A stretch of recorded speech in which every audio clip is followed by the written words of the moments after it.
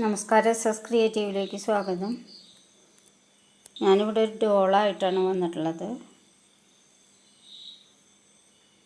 Chiffon സാരിയുടെ waste ഉപയോഗിച്ച് ചെയ്തിട്ടുള്ളതാണ്.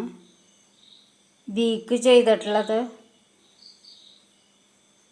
ബഡ്സ് ഉപയോഗിച്ചിട്ടാണ്. ലെഗും ബഡ്സ് ഉപയോഗിച്ചിട്ടാണ് ചെയ്തിട്ടുള്ളത്. കട്ട് പീസ് വെച്ചാണ് ബോഡി ചെയ്തിട്ടുള്ളത്.